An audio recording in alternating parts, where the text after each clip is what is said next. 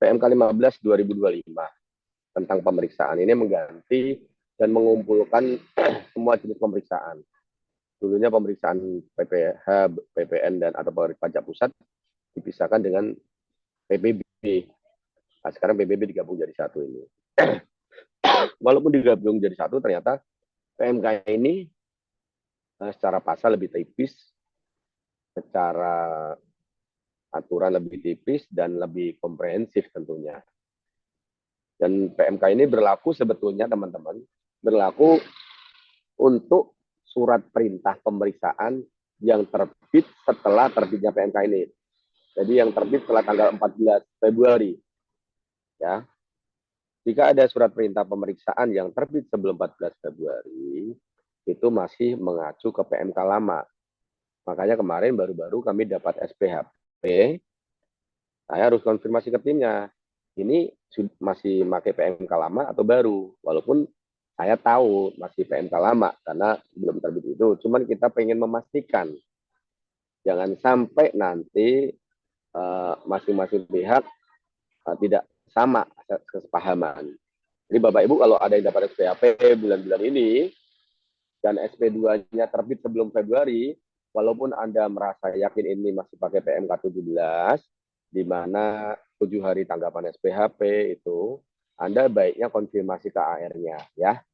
Jangan sampai nanti tahu-tahu di close. Nah itu enak di kita sih, tapi ya seperti saya bilang, kadang pemeriksa juga lupa ya gitu. Nah, ini yang saya sampaikan tadi bahwa ini menggabungkan PBB dan pajak-pajak lainnya. Gitu. Oke, ini mungkin sering atau sudah kita baca, kita lewatin aja teman-teman. Hanya yang jadi konsideran perhatian saya adalah satu, bahwa pemeriksaan ini seharusnya 4 bulan selesai ya. Harusnya 4 bulan selesai. Dan kalau lewat waktu, bagaimana? Lewat waktu pengujian itu bagaimana gitu, pemeriksaan ya. Karena pemeriksaan dengan pembahasan beda. Jangka waktu pengujian itu sampai dengan terbitnya SPHP ya Mas Adit ya. Nah, nanti jangka waktu pembahasan lain lagi. Nah, saya baru-baru memang ada putusan MA atau MK Mas Adit yang menyatakan bahwa SKP yang terbit walaupun jangka waktu pemeriksaan itu melewati batas waktu di PMK tidak batal demi hukum ya. MA itu. MA ya. Jadi sudah clear ya teman-teman ya. Walaupun banyak yang tidak suka, tidak apa itu juga clear. Karena apa? Karena bahkan Dirjen Pajak pun sempat saya ikutin salah satu webinarnya, mereka memakai putusan MA itu untuk menjaga teman-teman pemeriksa yang lewat waktu. Saya sih jujur berharap dengan adanya Kortex ini, nanti teman-teman pemeriksa juga akhirnya akan lebih terpantau pemeriksa yang kondisinya bagus apa enggak, melewati waktu apa enggak, itu juga menjadikan perhatian ya. Gitu. Jadi untuk saat ini jangan dipermasalahkan, oh sudah lewat 4 bulan atau enggak. Enggak ada gunanya, karena sudah putusan MA sudah ada Mas Adit ya. Putusan MA sudah ada, jangan enggak usah kita berselisih, Pak udah lewat waktu 4 bulan harusnya batal demi hukum. Enggak ada, sudah putusan MA. Kita nggak bisa tolak-tolak lagi itu, sama seperti ya teman kita yang sudah jadi RI2 ya, putusannya udah jelas ya, kita nggak bisa apa-apa. Gitu. Oke. Ya.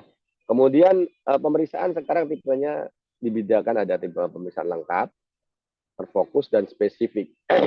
Walaupun dalam pelaksanaannya saya belum pernah menemui ya. Pemeriksaan lengkap itu ya all teknis lah ya.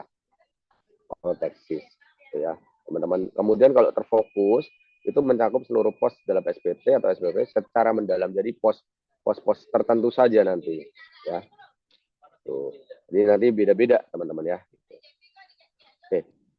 Nah, sekarang kita membahas tentang apa definisi pemeriksaan. Ya, pemeriksaan adalah serangkaian. Ya, serangkaian itu berarti mulai dari awal pemeriksaan, yaitu sejak disampaikan surat tugas pemeriksaan, di mana serangkaian kegiatan menghimpun dan mengolah data. Ya, menghimpun dan mengolah data itu banyak caranya. Bisa dengan meminjam, mencari data dari internet, bahkan baru-baru salah satu klien kami di forensik ya Mas Vega ya. Kami punya klien di forensik Bapak Ibu.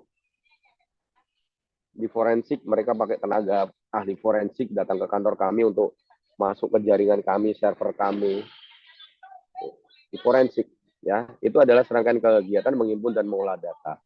Nanti teman-teman, kalau untuk teman-teman yang terutama server-servernya bukan di Indonesia, memakai cloud atau apa, itu mulailah berhati-hati karena forensik akan jalan. Bagaimana prosedur forensik, baiknya teman-teman dalamin lebih lanjut ya.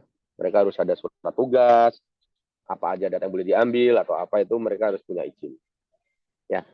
Rangkaian kegiatan menghimpun dan mengolah data mulai dari awal pemeriksaan sampai dengan pembahasan. Bahkan sebelum pemeriksaan, dulu terakhir kan saya supervisor, saya itu sudah mulai menghimpun data. Jadi berkas itu sudah ada di meja saya sebagai supervisor. Ini nanti akan terbit surat perintah pemeriksaan, kami sudah collect data. Kami tim pemeriksaan itu sudah mencari data sebanyak-banyaknya tentang perusahaan ini. Perusahaan ini siapa, yang dirikan siapa, cabangnya di mana, omsetnya berapa, itu kita cari sebanyak-banyak informasi. Kemudian kita konfirmasi ke lapangan tentunya. Ya, mendapatkan keterangan dan atau bukti yang dilaksanakan secara objektif dan profesional. Ini yang selalu saya sampaikan ke teman-teman pemeriksa, Anda boleh skeptis. Karena kalau pemeriksa nggak buruk sangka itu nggak bisa, harus memang curiga. Nature curiga. Tapi harus profesional. Ya jujur aja saya 20 tahun pemeriksa, saya otaknya secara keuangan skeptis terus jatuhnya gitu. Itu terjadi dengan sendirinya gitu. Misalnya ini saya jujur ini saya lagi sama Mas Adit kebetulan di Denpasar, nanti kalau ada teman-teman yang di Denpasar mau ketemu silahkan, saya sampai besok sama Mas Adit di Denpasar. Ini aja, lihat parkiran, ini parkiran motor banyak banget ini, satu motor sekian, dia 24 jam, tiba-tiba otak hitung sendiri itu Mas juga. Otak hitung sendiri. Gitu. Ya. Nah, kemudian dilaksanakan secara objektif dan profesional. Jadi profesional skeptis ya, berdasarkan suatu standar pemeriksaan. Nah, standar pemeriksaan akan diatur yaitu di PMK tadi ya. PMK-nya PMK 15 ini. Nanti ada PMK lanjutannya tentang standar pemeriksaan, ada SE tentang pemeriksaan gitu. SE 65 itu tentang metode dan teknik pemeriksaan. Untuk apa? Untuk menguji kepatuhan, pemenuhan kewajiban dan atau tujuan lain. Kenapa dinamakan menguji kepatuhan? Karena wajib pajak itu kan lapor-lapor sendiri, hitung-hitung sendiri, setor-setor sendiri. Ya wajar kalau diuji. Dalam 5 tahun kalau nggak teruji ya beruntung Anda. Ya, jadi jangan marah kalau tiba-tiba kena SP2DK karena Anda ngitung sendiri, setor sendiri, lapor sendiri kan memang Anda merasa benar sendiri kan belum tentu gitu. Jadi wajar diuji. Dalam rangka melaksanakan ketentuan peraturan perundang-undangan perpajakan. Nah, terkait pelaksanaan peraturan perundang-undangan perpajakan, ini juga sempat jadi silang sengketa bahwa dasar hukum rata-rata meminta cuma memakai undang-undang saja Mas Adit ya. Undang-undang aja, peraturan perundang-undangan itu disuruh ganti perundang-undangan berarti undang-undang doang dong gitu. Itu sempat digugat di MA dan keputusannya adalah peraturan perundang-undangan adalah undang-undang dan turunan-turunannya. Jadi per SE sepanjang masih ada cantolan di atasnya itu masih dijadiin dasar hukum. Itu sudah tidak ada silang sengketa. Ya, teman-teman sudah tidak ada silang sengketa. Itu ya adalah di pengadilan pajak Mas Vega ya, pasal 78 ya. Pasal 78 ya. Ya, 78 itu. Jadi teman-teman, kita jalanin saja, kita ikutin saja. Sekedar isu aja hari ini udah dilantik beberapa pemeriksa pajak akan dilantik pejabat-pejabat pemeriksa mutasi-mutasi. Jadi cek surat perintah pemeriksaan Anda, siapa tahu ada yang supervisornya berubah, siapa tahu ada kepala kantornya berubah. Dan ini belum ini karena baru golongan 3C, 3D sama 4A dan ke atas. Karena golongan bawahnya belum keluar, bentar lagi keluar. Berarti alamat 1 minggu ke depan akan banyak surat perintah perubahan, ya, perubahan tim gitu. Alamat anginnya berubah lagi. Kadang pemeriksa baru berubah lagi anginnya. Udah enak-enak sama pemeriksa yang kemarin, tiba-tiba timbul koreksi yang awalnya nggak jadi koreksi, bisa jadi. Harap dimonitor kayak itu teman-teman ya. Kemudian teman-teman yang kriteria pemeriksaan nanti teman-teman bisa belajar sendiri apa aja sih yang masuk kriteria pemeriksaan. Anda lihat sendiri apakah kami mungkin kena pemeriksaan. Oh, kalau LB masuk, oh rugi masuk ini. Anda checklist sendiri SPT Anda. Ini adalah checklist SPT apakah kita mungkin kena pemeriksaan. Ya. Itu. Nah, ada juga pemeriksaan namanya pemeriksaan data konkret. Pemeriksaan data konkret itu sebetulnya hanya kalau saya nyebut kayak SP2DK yang dinaikkan derajat hukumnya saja. Ya, bisa jadi sudah ada SP2DK tapi terlewat, kemudian ada data konkret, kan nggak mungkin SP2DK lagi di tahun yang sama kecuali pindah tahun. Karena SP2DK dalam 1 tahun untuk 1 tahun pajak dan terbit 1 kali. Banyak yang nanya, Pak, kalau saya SP2DK ada 10 poin, tiba-tiba AR-nya nanya lagi, Pak, ada tambahan 11-12 poin, itu gimana, Pak? Kalau saya sebagai konsultan pajak, saya selalu bilang, mohon maaf Pak AR, Pak Kasih, saya hanya dibayar untuk jawab yang 10 poin ini. Kalau ada 11-12, tolong bersurat lagi. Ya, itu cara saya. Tapi kalau WP-nya sendiri, saya selalu bilang, Pak, saya nggak bisa jawab yang ini, Pak, kalau belum ada pertanyaan. Gitu. Tapi akhirnya ujungnya kan biasanya, ya udah kalau gitu naikin pemeriksaan. Ujungnya kan gitu. Selalu ujungnya gitu. Dan emang susah Pak main-main di ranah-ranah di situ itu ya. SP2DK data konkret. Jadi ini bisa jadi karena ada faktor yang sudah dilakukan ini tapi nggak lapor, nggak setor, atau ada bukti potong, ada bukti transaksi dengan lainnya ya. Ini istilahnya yang sudah hitam di atas putih lah gitu. Hitam di atas putih. Kalau enggak, data konkret ini tidak ditindaklanjuti di pemeriksaan masih ngeyel juga bisa jadi kan arah ke pidana nanti ya. Oke. Nah, surat perintah, surat pemberitahuan pemeriksaan. Jadi pada waktu Anda mendapatkan pemeriksaan yang disampaikan dengan ke Anda adalah surat pemberitahuan pemeriksaan. Pemeriksa pajak tidak pernah memberikan surat perintah pemeriksaan. Mereka hanya memperlihatkan. Walaupun isinya sama dengan surat pemberitahuan pemeriksaan, isinya timnya siapa, tahun pajak yang diperiksa apa, nama perusahaannya atau apa. Tapi yang Anda terima adalah surat pemberitahuan pemeriksaan, bukan surat perintah pemeriksaan. Ya, itu nanti akan disampaikan wajib pajak dan seyogyanya disampaikan langsung. Tapi kalau tidak langsung juga bisa nantinya. Apalagi nantinya dengan Cortex, nantinya itu nanti surat perintah pemeriksaan pun akan dikirim via dashboard ya, dashboardnya masing-masing. Ya, dashboardnya masing-masing itu. Jadi kalau saya sih selalu menganggap kalau wajib pajak sampaikan SPT via pos kantor pajak disuruh dianggap diterima, kalau pemeriksa pajak menyampaikan surat perintah pemeriksaan lewat pos, boleh nggak dianggap diterima? Harusnya kan gitu. Berlaku itu. Tapi tidak, kalau pemeriksa pajak biasanya disampaikan langsung, jarang yang sampaikan pos kalau surat perintah pemeriksaan. Karena kalau pos bisa jadi mundur, SPAP juga bisa jadi mundur diterimanya, kan rugi wajib pajak, kasihan. Kita langsung adanya ini. Nah, ini adalah sesuatu yang baru yang saat ini, yaitu pemberitahuan pemeriksaan itu harus disertai mengenai pos dalam surat itu, pos-pos yang diperiksa. Pos-posnya apa yang diperiksa. Nantinya begitu Bapak Ibu yang baru itu. Walaupun belum tentu semuanya memperlakukan itu. Ada pemberitahuan tertulis, pos apa saja yang diperiksa, objek apa yang aja yang diperiksa, belum. Ya, itu kalau yang terfokus ya teman-teman ya. Jadi terfokus. Jadi kalau yang pemeriksaan lengkap mah all taxis gitu. Gitu. Walaupun kalau Anda mau tahu, walaupun kami dulu saya sebagai pemeriksa supervisor, kalau pemeriksaan all taxis pun kami tetap menerapkan namanya audit program, audit plan.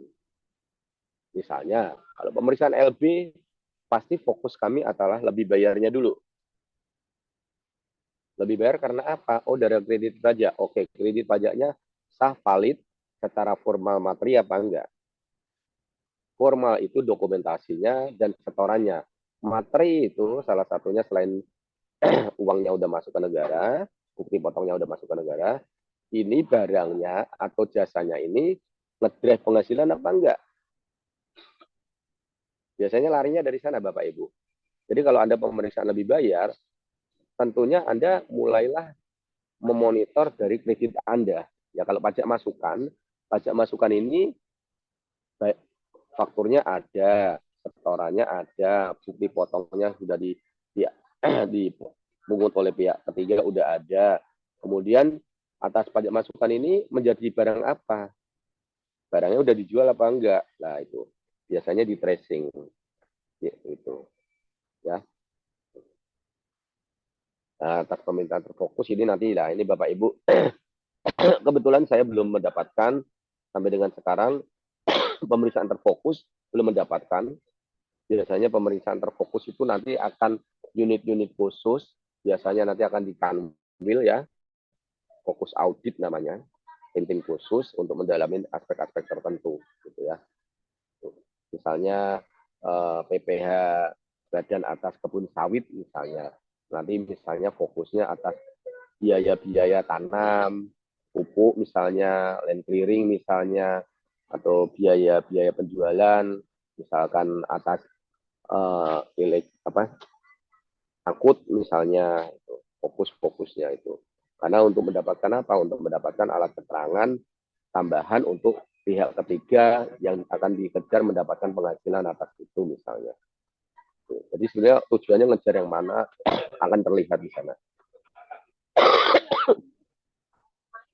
Oke.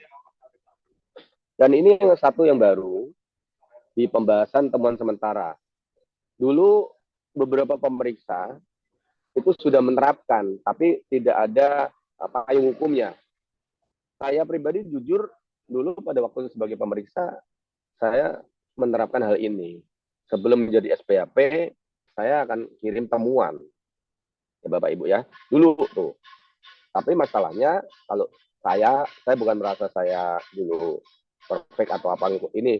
Dulu kalau saya ngasih temuan 20, misalnya dia bisa jawab 5, sisanya 15 itulah yang jadi temuan. 15 poin itu.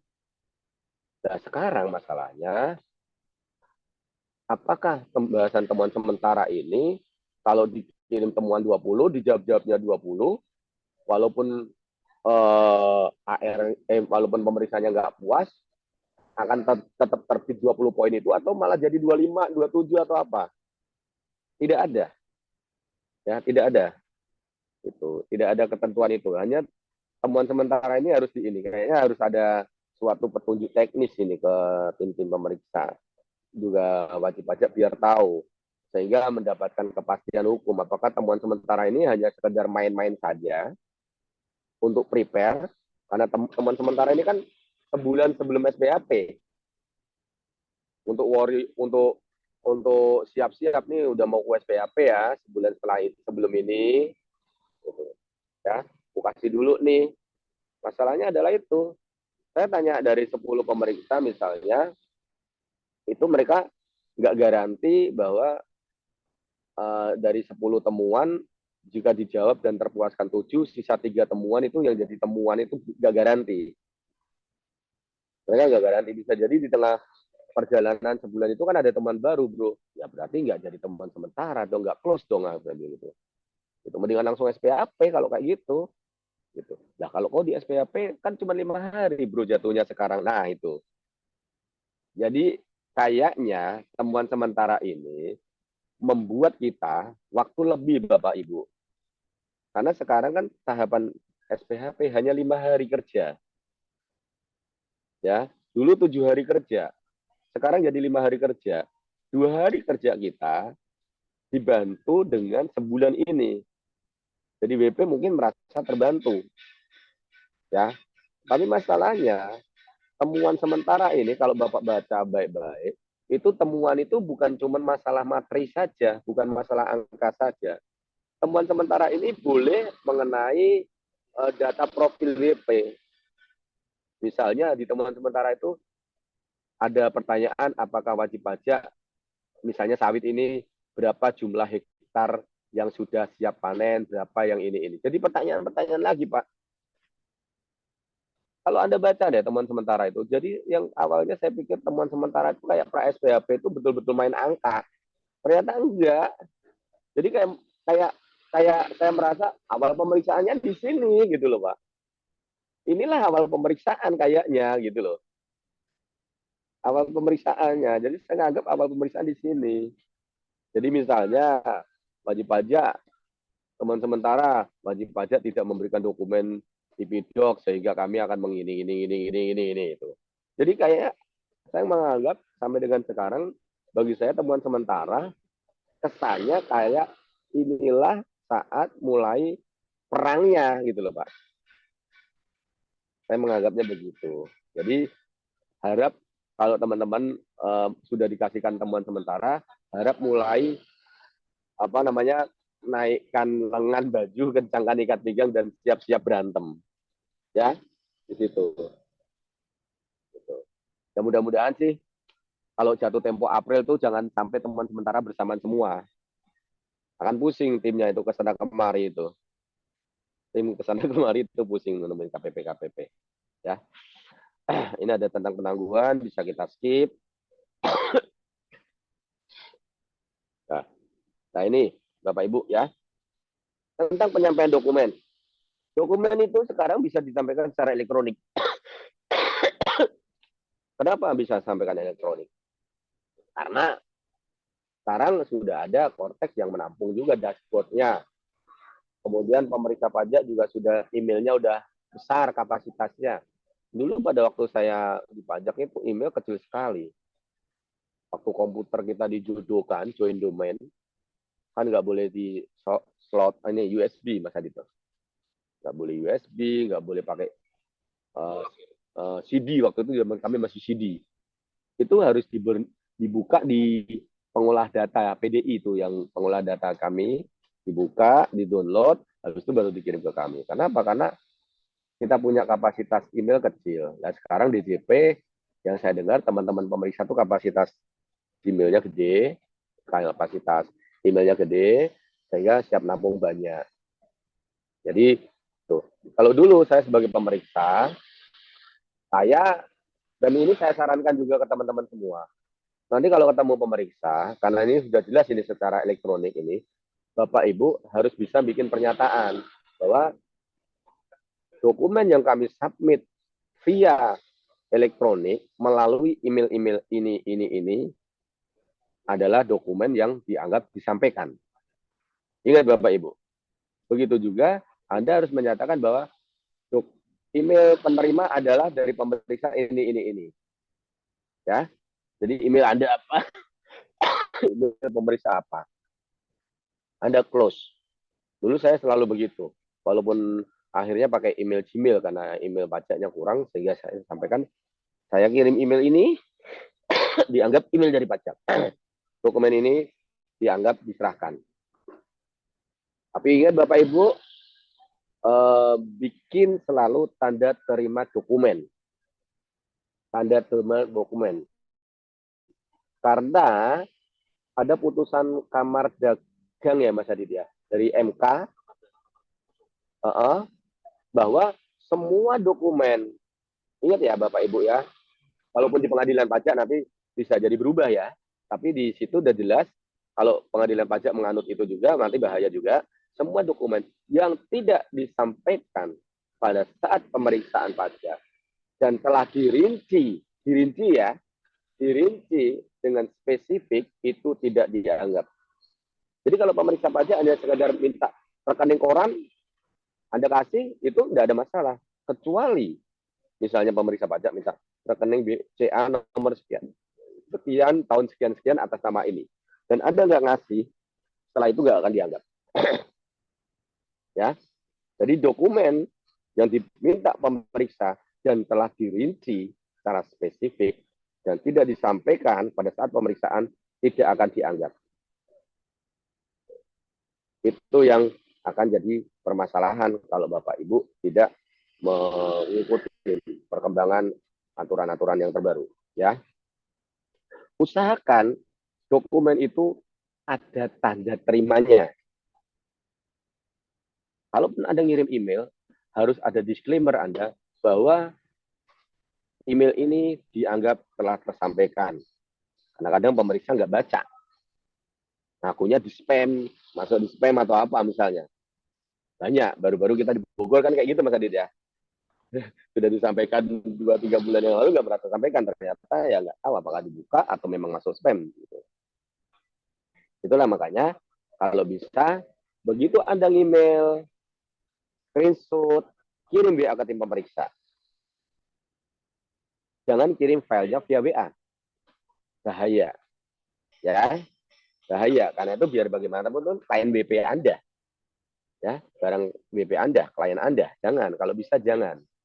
Jadi, screenshot email tadi, kirimkan ke tim pemeriksa.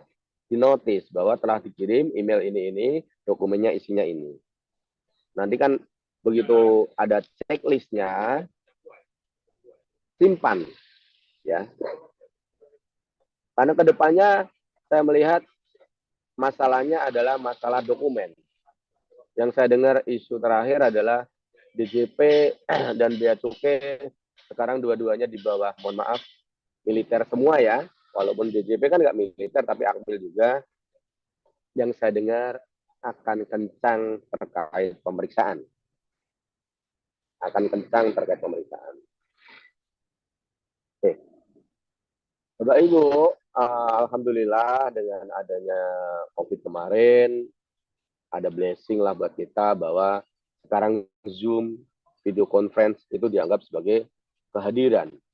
Sehingga kita pertemuan dengan wajib pajak, kita pertemuan dengan pemeriksa pajak itu bisa lewat video conference. Oleh karena itu, untuk beberapa perusahaan, PMA khususnya, yang kantornya kan Jakarta, bisa jadi pabrik Anda kan di mana-mana, siapkan untuk membatasi pemeriksaan biar nggak terlalu pengen datang ke tempat Anda sehingga melihat lebih lanjut. Anda bisa bikin video tour pabrik Anda misalnya. Ini gudang kami, ini proses produksi kami, sehingga mereka tidak perlu hadir dan sudah terarahkan oleh Anda. Ya, Bapak Ibu ya. Karena kami sebagai pemeriksa kalau kami jalan Bapak Ibu, mohon maaf, mata kami itu jelalatan memang. Ya. Jangan pernah menganggap bahwa kalau kami jalan itu kita diem aja. Kadang kami itu malam visit ke sana juga tanpa sepengetahuan Anda. Kita akan melihat aktivitas Anda, pergerakan Anda, kalau memang spesifik ya. Gitu. Nah, jadi coba dipaksa semaksimal mungkin biar tidak sampai mereka visit ke tempat Anda. Ya, gitu. Oke. Nah, ini adalah tahapan-tahapan garis umum pemeriksaan bagaimana biasa. Di mana ada penerbitan surat perintah pemeriksaan dan pemberitahuan pemeriksaan pajak. Ya, ini akan disampaikan kepada wajib pajak. Wajib pajak dalam hal ini kalau orang pribadi, orang pribadinya. Kalau badan tentunya BOD-nya atau penanggung pajaknya. Nah, masalahnya adalah kalau dikirim pos atau apa, itu kan sudah dianggap disampaikan misalnya, atau ke sana diterima Satpam, apakah sudah dianggap diterima? Nah, harusnya sudah, karena pasti enggak, Satpam kan pasti akan ada di posisi ya. Oleh karena itu, kalau dulu saya sebagai pemeriksa, saya kalaupun menyampaikan tuh saya pengen ketemu langsung. Jadi jangan pernah Anda negatif thinking bahwa pemeriksa kok pengen ketemu direktur saya, kayak nggak percaya sama saya gitu loh. Kan ada itu staf accounting kayak gitu, manajer finance kayak gitu. Bukan begitu Bapak Ibu. Mungkin itu pemeriksanya mungkin dia menjaga diri, dia pernah punya pengalaman bahwa dia disampaikan, tapi yang terima manajer, direkturnya merasa nggak pernah nerima. Akhirnya timbul gugatan bahwa tidak pernah disampaikan surat perintah pemeriksaan, maka dia kayak gitu. Ya, Anda harus berpikir, oh bisa jadi pemeriksaannya gini, ya udah, ajak aja ketemu direkturnya, atau kalau enggak nanti Anda sampaikan gitu, ya. Oleh karena itu, sekarang untungnya hanya diberitahukan pemberitahuan pemeriksaan dan panggilan untuk ketemu. Dan yang datang itu harus BOD, penanggung pajak. Dulu kita pengennya ketemunya BOD-nya langsung. Sekarang BOD-nya yang dipanggil. Begitu BOD dipanggil, ngakunya salah di luar kota, di luar negeri atau apa, oke, sekarang video call bisa. Jadi tolong respect each other, ya. Kenapa sih tim pemeriksa pengen ketemu BOD? Karena memang ketentuannya begitu. Akhirnya difasilitasi dengan panggilan ini. Kalau Bapak ingat, Bapak cari YouTube, sejak ada panggilan pertemuan itu, pemerannya dulu Pak Dirjennya sendiri aja Mas Adit ya. Pak Ken, pertemuan pertama pemeriksaan kan, itu kan PMK 17 pertama kali beredar itu kan Pak Ken kan sendiri yang memvideokan apa memunculkan bahwa pertemuan dengan wajib pajak sampai Pak Ken, direktur pemeriksaan, Pak Estu atau siapa lah dulu tuh. Bapak cari deh, saking perhatiannya. Kenapa? Karena saya pada waktu itu di dalam ada rekan kami yang digugat gara-gara merasa BOD tidak tersampaikan. Akhirnya putusannya batal demi hukum. Ya, itulah akhirnya PMK-nya diatur harus ketemu. Caranya ya udah lo datang. Gitu loh, lo datang. Dan itu pertemuan pertama kan nggak bisa diwakilkan gitu. Kuasa pun boleh datang nemenin saja, nggak boleh ngomong. Dengerin saja karena berita acaranya pertemuan dengan wajib pajak kan. Nah, nanti setelah itu akan dipinjam-pinjam dokumen. Bapak Ibu, mohon mulai sekarang hati-hati, apalagi kalau memang sistem pemeriksaan ini sudah dibenamkan di Cortex, nanti setelah disampaikan peminjaman, 2 minggu akan terbit perintah peringatan 1, seminggu kemudian peringatan 2, nanti akan di-close dengan berita acara disampaikan atau tidak disampaikan dokumen. Sejak saat itulah bisa dilakukan pemeriksaan dan dilakukan diberikan temuan sementara. Jangan sampai Anda kena peringatan 1, 2, tidak bagus buat Anda juga. Kenapa nggak bagus? Rekam jejak ada Bapak Ibu. Kami sebagai pemeriksa, kadang kalau pas memeriksa, kita akan mengambil dokumen pemeriksaan terakhir. Kita akan nanya ke pemeriksa yang terakhir. Ini BP-nya gimana? Batu, bro. Batu. Wah, kalau batu ya udah. Batu bisanya dia apa, Pak? Mohon maaf. Jadi pukul. BP-nya enak. Enak ini, Bu. Kooperatif. Oke, kooperatif. Alhamdulillah. Tolong dong PIC-nya. Gitu. Ini BP-nya enak, konsultannya yang enak, bro. Gitu. Jadi semua informasi itu sama aja. Beredar di komunitas-komunitas. Jadi mereka kan punya ngumpul. Makanya saya selalu bilang ke Mas Adit kalau jalan-jalan ke KPP Kalibata, itu kan ada warung tuh Mas Adit ya. Ya kan, ada warung tuh belakang. Jangan pernah berpikir pemeriksa di situ tuh nongkrong ngopi-ngopi saja. Mereka itu diskusi Bapak Ibu. Jujur ya Mas Adit ya. Mereka diskusi tuh. Mereka sharing-sharing temuan Bapak Ibu. Ini aku lagi meriksa ini nih. Oh ini pos ini, pos ini, pos ini mereka. Saya nggak kerja Bapak Ibu. Saya ngopi aja, tapi mereka memang itu. Karena kami pemeriksa itu selalu menganggap diri kami, mohon maaf, seniman. Pemeriksa itu kayak seniman, mood. Kerja berdasarkan mood katanya. Kalau lagi mood ya kerja. Gitu. Gitu. Beda sama teman-teman yang compliant ya, AR ya. Karena kerjanya jelas tanggal sekian ngawasin, atau AR yang tanggal sekian compliant, laporan, bla bla bla. Kalau pemeriksa, kalau belum jatuh tempo, enggak. Makanya mood aja, jaga mood aja gitu.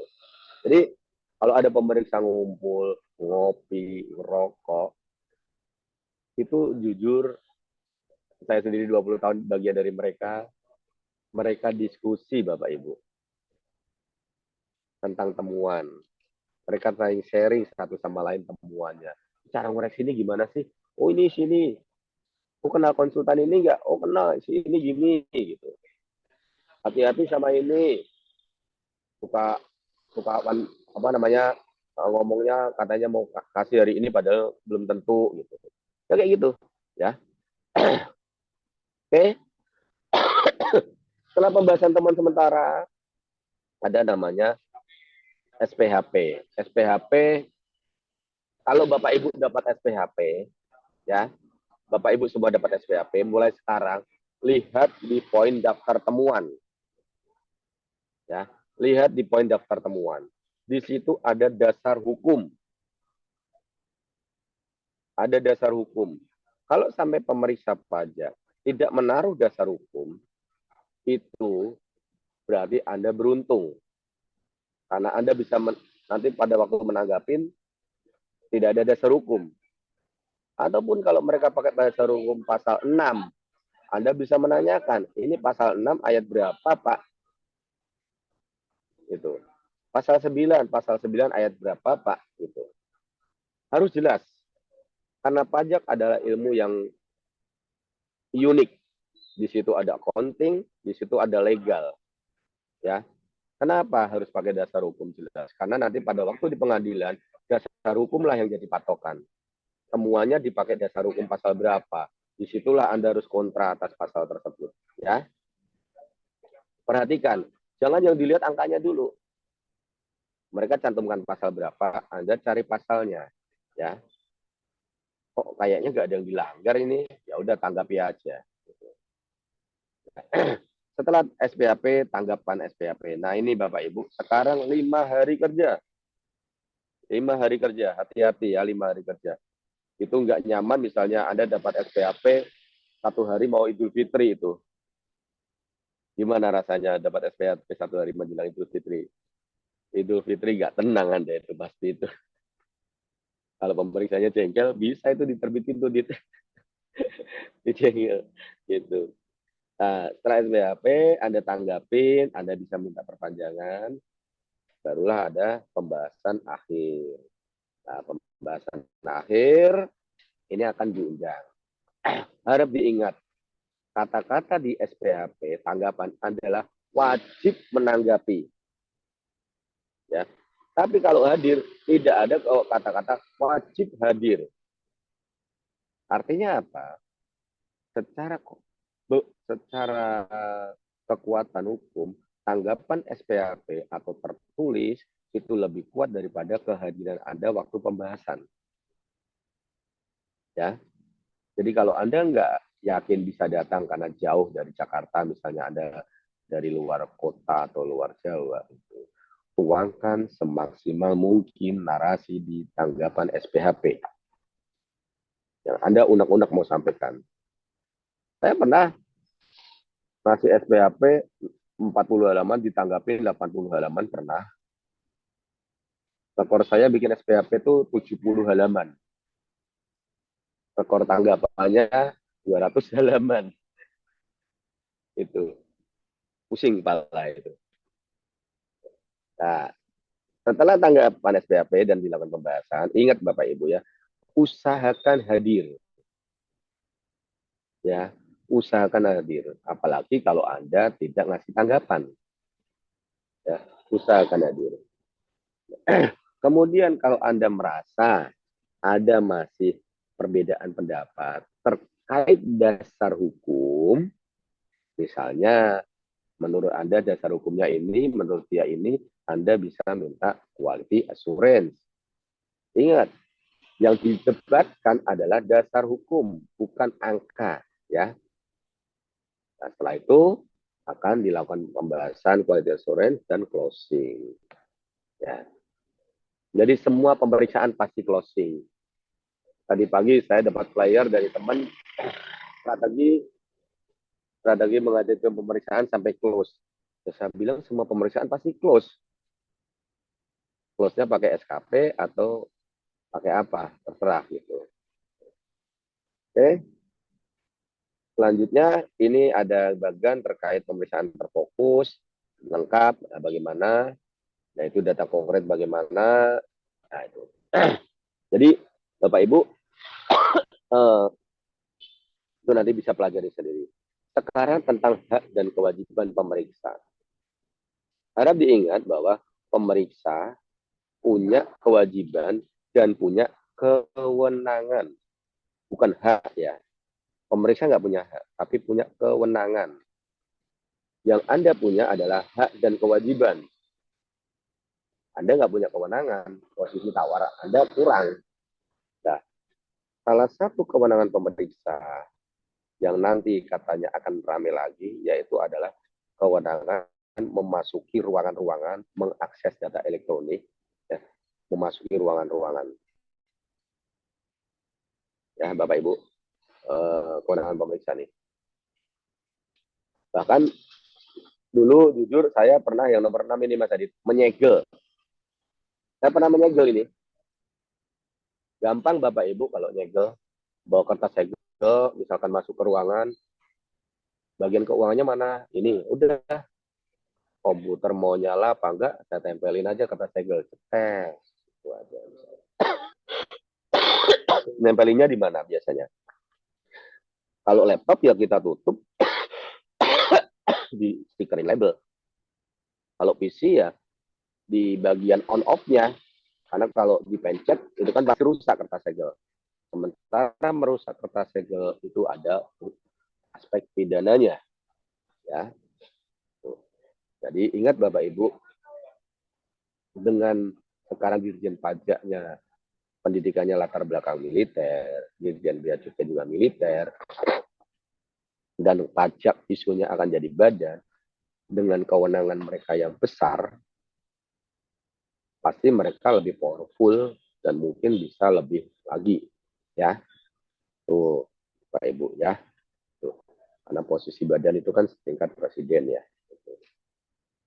Oke, itu tentang kewajiban. Nah, yang dilupa adalah wajib pajak itu kewajiban adalah memberikan bantuan guna kelancaran pemeriksa.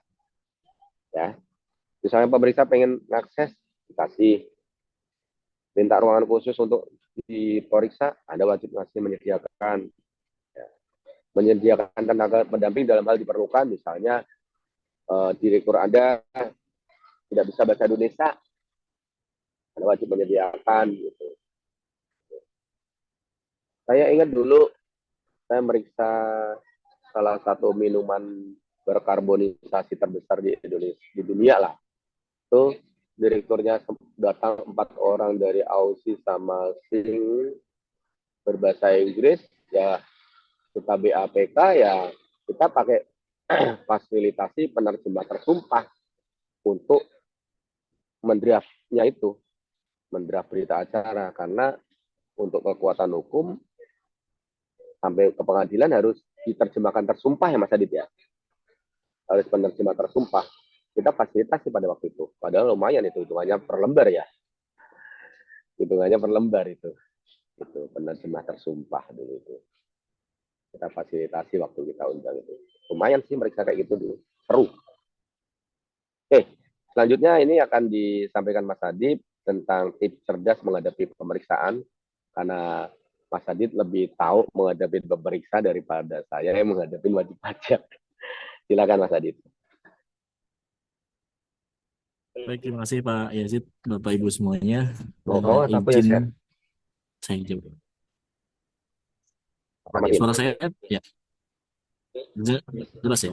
Baik, YouTube. Mau info YouTube-nya apa namanya? Namanya Text Flash Bu Devi. Ya, terima kasih Pak Yazid. Mohon izin Bapak Ibu semuanya melanjutkan apa yang disampaikan oleh Pak Yazid. Sharing di pagi hari ini terkait dengan masih seputar pemeriksaan pajak. Jadi bagi Bapak Ibu yang mungkin sedang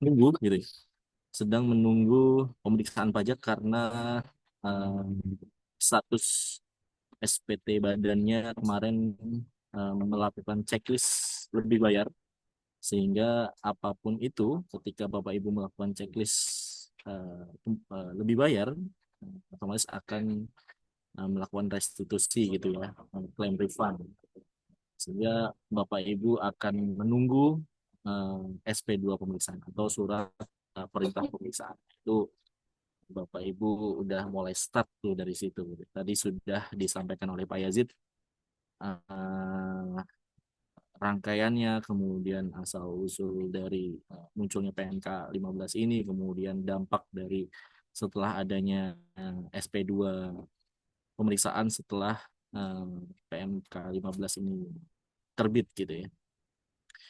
Baik, dalam bab di tips cerdas menghadapi pemeriksaan pajak, sebetulnya uh, saya juga kita semuanya saling menggali ilmu ya, baik itu dari buku, dari eh, saya juga sering banyak belajar dari Pak Yazid karena beliau dulu adalah pemeriksa saya gitu ya.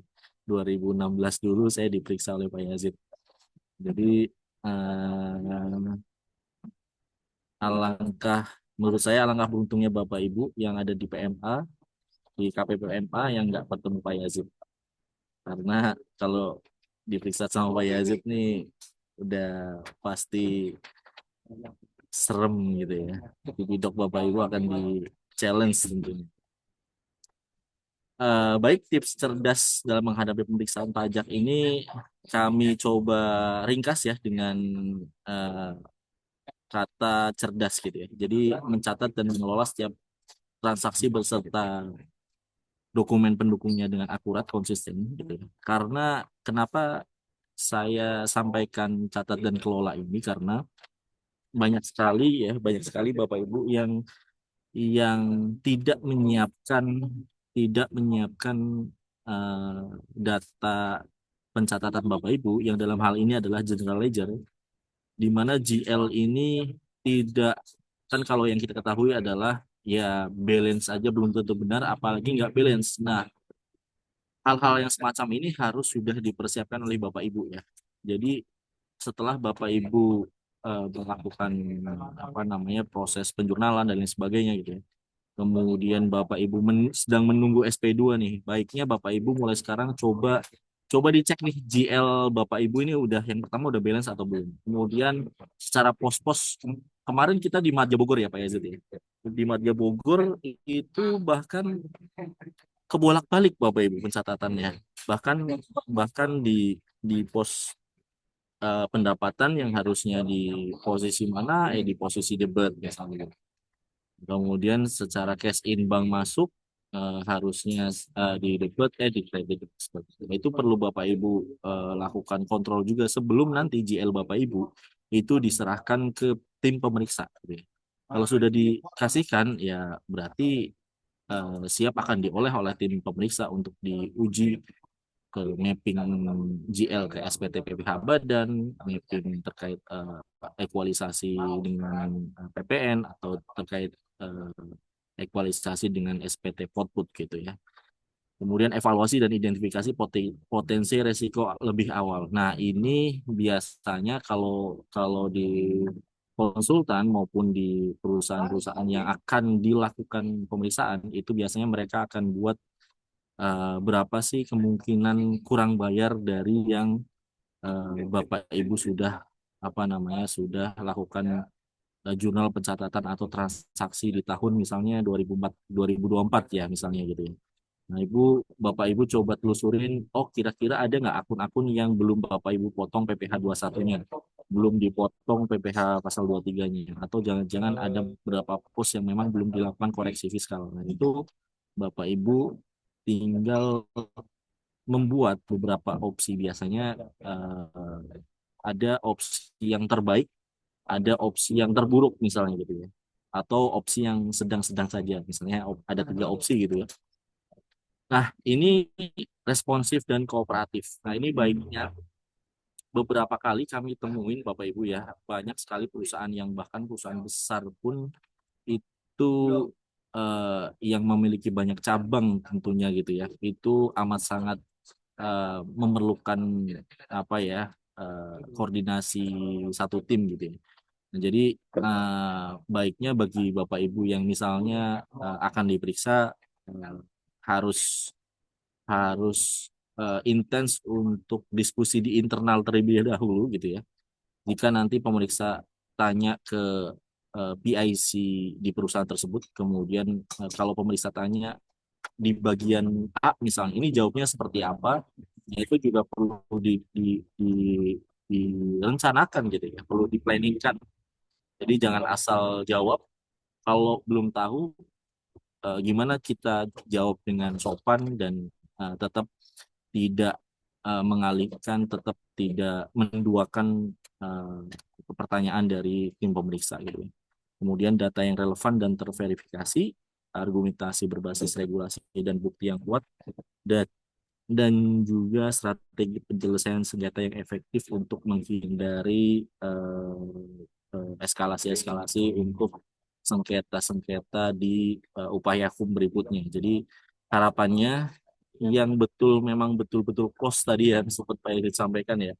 Tadi pagi ada eh, cara menghadapi pemeriksaan untuk bisa close gitu ya. Ya close-nya adalah close yang memang baik-baik gitu ya. Close yang memang eh, diharapkan eh, sama-sama sepakat gitu. Bukan sama-sama sepakat untuk tidak sepakat gitu. Kalau sama-sama sepakat untuk tidak sepakat artinya ya saya berargumen A, pemeriksanya berargumen B gitu ya. Nah, harapannya adalah ketika ketika pemeriksa itu kita bisa yakinkan bahwa misalnya kita ada salah, ya kita akui salah. Kalau memang masih ada potensi untuk apa namanya bisa di drop gitu ya, eh, ya kita usaha semaksimal mungkin. Bahkan kita bisa juga nyari nyari putusan-putusan pengadilan biasanya ya.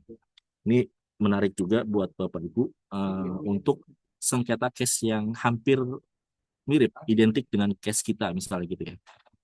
Sempat saya coba cari putusan misalnya Bapak Ibu menghadapi koreksi fiskal atas transaksi apa ya, misalnya eh, transaksi AIDA misalnya gitu. Jadi kita coba cari putusan-putusan pengadilan yang bisa eh, menjadi referensi untuk diskusi dengan tim pemeriksa gitu. Atau koreksi fiskal atas cadangan piutang gitu ya. Di cadangan piutang ataupun tetap lagi gitu ya. Itu case-nya seperti apa? Apakah misalnya kan salah satu klausulnya adalah harus dipublikasi ya, harus dipublikasi secara umum. Nah, dipublikasi itu adalah misalnya kapan waktunya, kemudian apakah nama-nama orang-orang yang tak tertagih itu kita cantumkan di koran-koran apa misalnya koran Tempo, koran Kompas gitu ya, atau koran-koran radar radar kota gitu ya. Itu apakah dipublish satu persatu atau seperti apa mekanismenya, itu juga perlu Bapak. Kita coba cari referensi putusan-putusan pengadilan. Biasanya kami eh, apa namanya untuk menghadapi case-case seperti itu kita coba cari putusan-putusan bahkan 5 tahun atau bahkan 10 tahun ke belakang. Ada nggak sih putusan-putusan itu? Bapak Ibu bisa browsing di setpp ya, setpp.com atau .id, .com kayak setpp, ataupun Bapak Ibu. Nah, sekarang di Tokopedia maupun di Shopee itu ada beberapa orang yang menjual putusan-putusan yang udah di cluster sama mereka. Nah, itu juga bisa Bapak Ibu beli juga gitu ya, untuk menjadi bahan referensi. Berikutnya adalah uh, sebagai gambaran umum tadi ya Bapak Ibu, bahwa uh, pengelolaan dan pencatatan ini amat sangat menjadi pos yang krusial gitu ya, karena yang paling awal gitu ya, yang paling awal diminta oleh mereka adalah GL pastinya Bapak Ibu. GL, kemudian kertas kerja audit kalau Bapak Ibu diminta, Jadi Bapak Ibu kalau yang diaudit laporan keuangannya, Bapak Ibu coba minta ke tim auditornya untuk minta kertas kerjanya. Kemudian Bapak Ibu cek dulu sebelum nanti akan diminta oleh tim pemeriksa. Barangkali ada hal-hal yang perlu didiskusikan terlebih dahulu di internal maupun dengan tim KAP Bapak Ibu gitu. Kemudian setelah itu biasanya nanti akan diminta mapping lampiran 2 dan mapping lampiran 1 Bapak Ibu. Jadi GL-GL yang sudah Bapak Ibu sampaikan, nah ini akun-akunnya ini eh, apa namanya dipostkan di lampiran 2 itu di mana saja gitu Bapak Ibu. Itu eh, beberapa permintaan awal yang biasanya pasti diminta oleh tim pemeriksa Bapak Ibu. Nah, selain itu biasanya nanti tadi ya, selain mapping lampiran 1, lampiran 2 SPT badan, pastinya ada ekualisasi, setelah itu ada uji arus piutang Bapak Ibu. Uji arus piutang ini menguji apakah peredaran usaha Bapak Ibu itu inline dengan uang masuk gitu ya. Yang pastinya itu direkonsiliasi dengan piutang awal dan juga kondisi piutang akhir gitu ya. Kemudian cash in di tahun tersebut dan mungkin juga ada yang cash in di tahun selanjutnya. Itu juga perlu apa namanya perlu dipersiapkan Bapak Ibu. Nah, kemudian kenapa opsi-opsi yang tadi saya sampaikan ya Bapak Ibu, opsi misalnya yang terbaik, opsi terburuk, dan opsi yang sedang-sedang gitu. Itu perlu dipersiapkan karena biasanya dari top manajemen akan meminta uh, review terlebih dahulu dari kita apakah uh, memang kondisi perusahaan kita sudah comply atau memang ada beberapa hal-hal yang perlu kita kita benahi gitu ya untuk tahun berikutnya gitu. Karena saya sempat teringat juga Pak Yasid sempat bilang pemeriksaan pajak ini kan seperti audit gratis buat kita gitu. Audit gratis buat buat perusahaan kita yang mana ya harusnya uh, apa namanya pemeriksaan pajak baik itu PMSUS maupun lebih bayar itu kan sebagai nantinya bahan evaluasi buat kita juga apakah memang perusahaan kita sudah comply betul gitu ya apakah memang ada beberapa hal-hal yang perlu diperbaiki ke depannya gitu. Ini yang saya selalu sampaikan karena walaupun kedengarannya apa ya biasa sering kita apa ya dengar gitu ya. Ayo dong kita responsif, kooperatif di internal kita dikoordinasikan dengan baik. Tapi di lapangan Bapak Ibu, di lapangan itu sering sekali banyak perusahaan yang tidak melakukan hal ini. Mau perusahaan yang sudah besar maupun dia yang misalnya udah TBK sekalipun gitu ya, yang terkait dengan internal koordinasi ini memang harus harus betul-betul intens dilakukan gitu ya. Bagaimana cara kita menanggapi jika uh, ada pertanyaan yang belum kita siap, ada data yang belum kita siap, gitu. Tanpa meng-underestimate atau merendahkan dari pertanyaan-pertanyaan dari tim pemeriksa. Kemudian, nah ini kalau ini harusnya sudah Bapak Ibu apa ya lengkapi dengan atau disiapkan dengan baik ya karena kalau Bapak Ibu sudah melakukan checklist restitusi lebih bayar di SPT BPH Badan artinya dalam tanda kutip sudah siap perang lah ya gitu ya.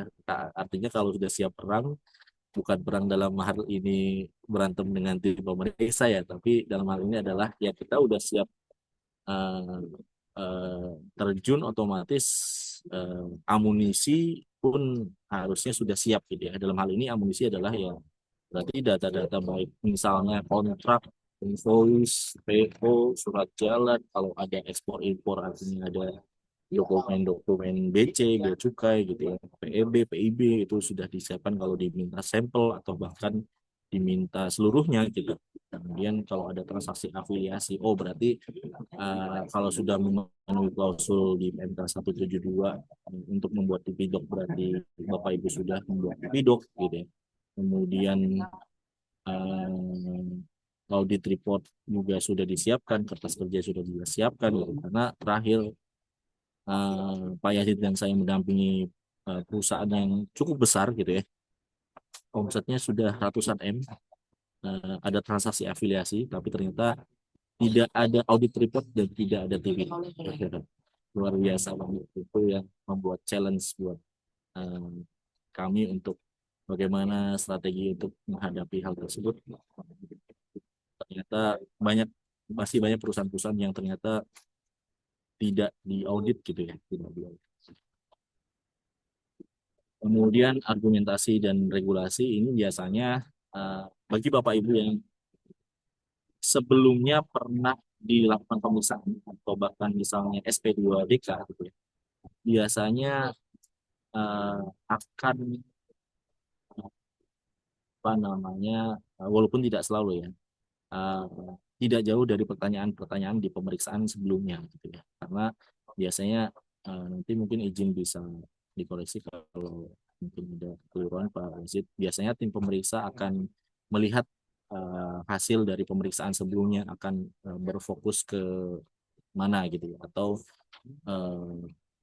audit plan-nya seperti apa, apakah hampir mirip, identik, atau ada perbedaan di tahun sekarang. Tapi biasanya kalau misalnya ada ada potensi untuk transaksi afiliasi nih, oh berarti kemungkinan besar ya challenge-nya akan melihat transaksi afiliasi Bapak Ibu sudah menerapkan PKKU atau belum gitu ya. Sudah amsleng atau sudah wajar atau belum gitu ya. Nah, dengan berbagai pendekatan, oh berarti yang harus disiapkan apa nih? Oh berarti per 22 akan diminta. Per 22 berarti ya berarti Bapak Ibu harus mempelajari lebih dalam tuh yang di per 22 pengisiannya seperti apa.